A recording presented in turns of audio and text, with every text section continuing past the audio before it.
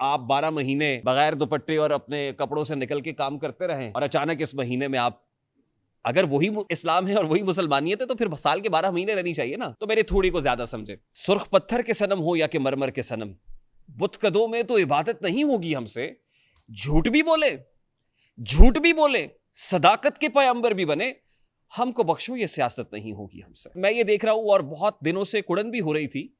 اور کڑن کیا ہے کہ مجھے ہماری ایک اوورسیز ویور انہوں نے اپنا فیڈ بیک دیا اور وہ یہ کہتی ہے کہ ہمارے بچے, ہم یہ چاہتے ہیں کہ جب رمضان شروع ہوتا ہے تو آپ کے ہاں جو رمضان ٹرانسمیشنز ہوتی ہیں وہ رمضان ٹرانسمیشنز ہم اپنے بچوں کو دکھائیں تاکہ وہ ہمارے کلچر سے کنیکٹ کریں, تاکہ وہ جو ہمارے دینی شاعر ہیں ان کو سیکھ سکیں, وہ ان کی جڑت ہو ہماری مٹی کے ساتھ, ہماری اساس کے ساتھ. لیکن یہ کیا ہو رہا ہے ان دنوں ہو کیا رہا ہے؟ پھر میں بھی یہ سوچنے پہ مجبور ہو گیا کہ یار سب کچھ ٹھیک ہے, مانا کہ ٹی آر پی ایک کرنسی ہے, لیکن دین فروشی نہیں ہونی چاہیے. ریلیجن کو بیچ کے ٹی آر پی کمانا کہاں کی عقل مندی, کہاں کی دانش مندی ہے حضور؟ خیال کیجئے.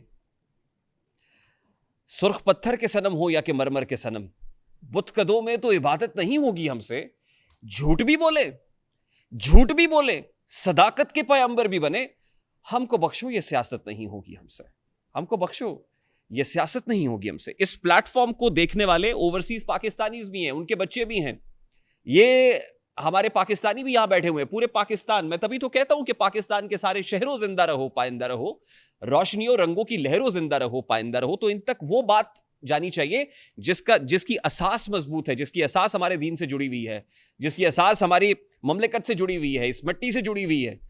ایسا تھوڑی ہے کہ آپ 12 مہینے بغیر دوپٹے اور اپنے کپڑوں سے نکل کے کام کرتے رہیں اور اچانک اس مہینے میں آپ اگر وہی اسلام ہے اور وہی مسلمانیت ہے تو پھر سال کے 12 مہینے رہنی چاہیے نا. تو میری تھوڑی کو زیادہ سمجھے. رمضان المبارک کا پہلا پوڈ کاسٹ ہے, بابرکت ساعتیں ہیں, اتنا خوبصورت مہینہ ہے. وہ آیات اس وقت میرے پردہ فکر پہ جلوہ گر ہو رہی ہیں کہ یا ایھا الذین آمنوا کتب علیکم الصیام کما کتب علی الذین من قبلکم لعلکم تتقون. یا ایھا الذین آمنوا, اے ایمان والو, کتب علیکم الصیام, روزے تم پر فرض کیے گئے ہیں, کما کتب علی الذین من قبلکم, جیسا کہ تم سے پہلی قوموں پر کیے گئے تھے, لعلکم تتقون, تاکہ تم پرہیزگار ہو جاؤ. پھر سورہ عصر کے اندر اللہ رب العزت کی ذات جب کہہ رہے قسم ہے والعصر ان الانسان لفی خسر, کہ انسان خسارے میں ہے. اور پھر اس میں یہ بتاتے ہیں اللہ رب العزت کہ کون لوگ خسارے میں نہیں ہیں. والعصر ان الانسان لفی خسر الا الذین آمنوا, جو ایمان لائے, وعملوا الصالحات, جنہوں نے عمل صالحہ کیا, جو صبر کرتے رہے, تقویٰ کرتے رہے. مطلب اس پہ جیسے ایک مشین بنتی ہے نا, اللہ تعالیٰ کبھی بیشی معاف فرمائے, کہ جیسے ایک عام آدمی کوئی انجینئر کوئی مشین بناتا ہے تو مشین کو ڈسپیچ کرتے ہوئے اس کے ساتھ ایک مینول بھی رکھتا ہے کہ اس مشین کا طریقہ استعمال کیا ہے. تو اسی طرح اللہ رب العزت نے اس پتلہ خاکی کے اندر روح پھونکنے کے بعد ایک مینول بھی دے دیا ہے کتاب لا ریب کی صورت میں, اور اس کتاب میں بتا دیا ہے کہ کون لوگ ہیں جو خسارے میں ہیں اور کون لوگ ہیں جو راہ راست پہ ہیں. وہ لوگ جو عمل صالح کرتے ہیں, وہ لوگ جو متقی ہیں, جو پرہیزگار ہیں. بتا دیا نا کہ یہ لائن ہے, یہ پاتھ آف ایکشن ہے, اس پہ رہیں گے تو کام ٹھیک رہے گا. اس سے ڈیویٹ کریں گے تو پھر آپ کو پتا ہے کہ پھر کیا ہوگا.